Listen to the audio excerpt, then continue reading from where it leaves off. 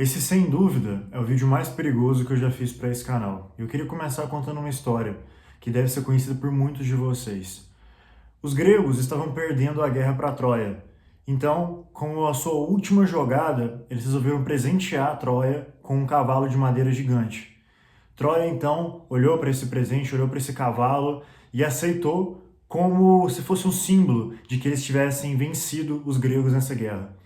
Então, eles trouxeram esse cavalo gigante de madeira para dentro da fortaleza deles, e dentro desse cavalo estava cheio de guerreiros gregos prontos para atacar Troia quando eles fossem dormir. Dito e feito, anoiteceu, os guerreiros de Troia foram dormir e os guerreiros gregos que estavam dentro do cavalo saíram e dominaram toda Troia e assim venceram essa guerra. O porquê que eu estou trazendo esse mito, por que eu estou trazendo essa história para vocês hoje?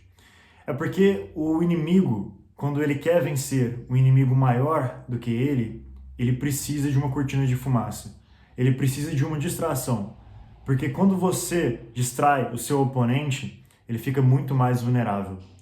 O inimigo em questão somos nós, o povo brasileiro. E essa pessoa que está utilizando a cortina de fumaça nada mais é do que o atual governo federal. Por que eu estou trazendo essa história? Por que eu estou fazendo essa colocação para vocês? É o vídeo mais estourado do YouTube agora, né? O vídeo Adultização do Felca. E provavelmente todo mundo que veio para esse canal, que é muito menor, já viu esse vídeo, já viu alguma coisa a respeito dele e já está bem antenado desse assunto. E em primeiro momento eu quero dizer que a luta do Felca é uma luta honrável, é uma luta que deve ser comprada por todos os brasileiros de bem, porque não existe nada mais covarde do que um crime quando é cometido com uma vítima que é uma criança, uma vítima que não consegue se defender. E ainda mais um crime que é realizado por pessoas que essa mesma criança confiam muito, né?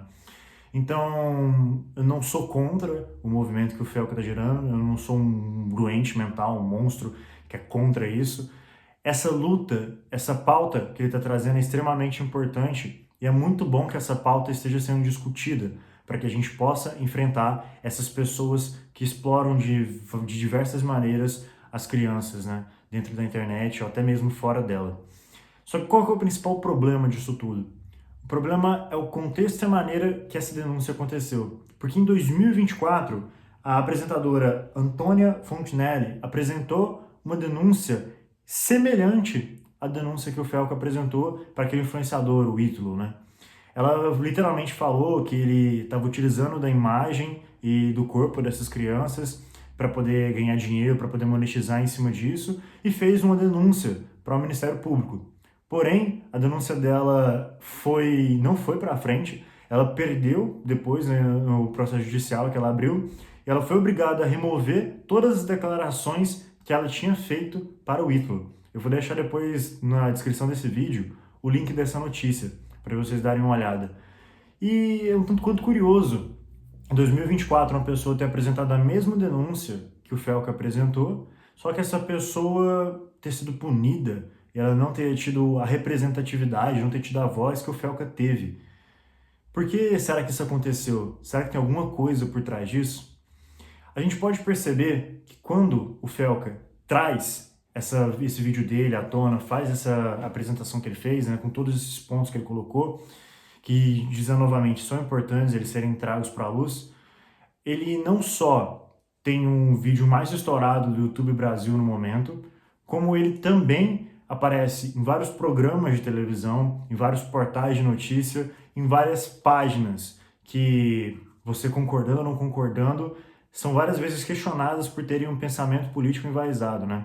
Como, por exemplo, Choquei, outras páginas de fofoca, Fofoquei, e a própria Rede Globo como um todo, e todos os veículos que a Globo tem, né? Reportagem no Fantástico e por aí vai. Quando ele traz essa notícia, tudo isso é impulsionado até para fora da internet. A própria internet impulsiona isso, mas fora da internet esse mesmo vídeo é impulsionado de uma maneira estratosférica. E não tem outro assunto na boca do povo que não seja o Felca e o vídeo dele. Qual que é o problema disso tudo? Você mesmo falou, né, Breno, que é importante a gente trazer esse problema para a luz. O problema disso é a cortina de fumaça. É que vão utilizar de uma luta que é verdadeira e honrável para poder atacar o inimigo principal do sistema, que é o próprio povo.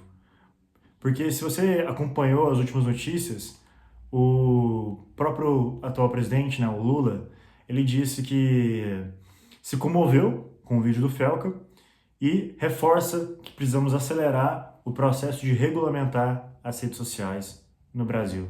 Mas, Breno, você é contra regulamentar as redes sociais? Você é a favor de deixar essa galera produzir esse tipo de conteúdo, deixar essa galera ganhar dinheiro em cima da exploração de crianças e por aí vai? Não, eu não sou a favor que essas pessoas façam esse tipo de conteúdo, mas existem outros meios, inclusive a própria Constituição do nosso país, para enfrentar isso. Afinal, a exploração infantil já é crime. E não cabe às redes sociais, especificamente, ou apenas às redes sociais, resolverem esse problema. É óbvio que elas também têm papel nisso. Porém, cabe também ao próprio sistema judiciário do nosso país resolver esse tipo de problema. Cabe a uma pessoa que bate o martelo, ao invés de prender pessoas por 14 anos, porque elas escreveram em uma estátua com batom, ele ir atrás dessas pessoas e condenar elas, ou pelo menos impedir que elas possam produzir mais conteúdos para a internet. Porém, ao invés de eles atacarem as pessoas em específicos que estão trazendo esses problemas, eles querem fazer algo que vai afetar a população como um todo. A gente já vive um momento um pouco tenso, né? Com vários problemas acontecendo, muito nessa linha da censura, existe ou não censura, existe ou não uma ditadura no nosso país. E aí, com toda essa situação totalmente tensa, você vai e implementa uma regulamentação em rede social um ano antes das eleições presidenciais, 2026 está logo aí. E é um tanto quanto curioso esse assunto que já foi denunciado em 2024, que sempre foi denunciado na internet por várias outras pessoas, ter vindo à tona com tanta pressão e força em 2025, tão próximo das eleições. Essa regulamentação das redes sociais. É aquilo, as redes sociais elas têm que ser regulamentadas no sentido de incentivar esse tipo de conteúdo, as pessoas monetizarem isso, isso não deve acontecer de maneira alguma, é óbvio. Só que isso cabe à própria rede social, à própria instituição empresarial que é a rede social, a fazer isso. Não a um órgão governamental ter esse controle sobre o povo, como se fosse uma espécie de ditadura. Não é o papel do governo. O papel do governo é exercer as leis que ele já tem e punir essas pessoas através do nosso sistema judiciário, algo que não acontece. Ele não precisa jogar uma lei que vai atingir todo mundo que possui rede social, regulamentar todo mundo. Ele precisa atingir as pessoas que estão utilizando isso para o mal, que estão ferindo a nossa Constituição. Esse é o principal ponto que as pessoas têm que bater. E é isso que a gente tem que defender. A gente não pode deixar que um problema que é real, um problema que existe, que está estragando a infância e a vida de várias pessoas pelo nosso país, se torne um problema também de outras pessoas e vire e seja usado como cortina de fumaça para justificar uma censura que vai ser implementada principalmente na véspera de eleição. Cara, eu sou um canal pequeno, eu não tenho nem 70 inscritos e eu nem sei se esse vídeo vai ficar no ar por muito tempo. Se esse vídeo começar a dar bom, eu nem sei se eu vou conseguir postar ele. Mas enfim, eu precisava falar isso porque me preocupa. E detalhe, eu não sei se o Felca está envolvido nisso, né? Muita gente às vezes fala que existe essa teoria, né? Que eu não afirmo que isso é verdade, que ele tem envolvimento disso, que ele fechou um acordo com o governo pelo fato dele ter retirado a monetização do vídeo dele, né? Porque ele já foi pago pelo governo, foi para enfatizar a imagem dele como salvador, o herói. Tem pessoas que falam isso, não estou dizendo que é a minha opinião. E também tem pessoas que falam isso pelo fato da polêmica das bets, que ele fez o ataque, né? A Virgínia e outros influenciadores que divulgavam casos de apostas, ter acontecido juntamente com o escândalo do INSS, né? Fazendo com que esse escândalo também fosse ocultado na mídia.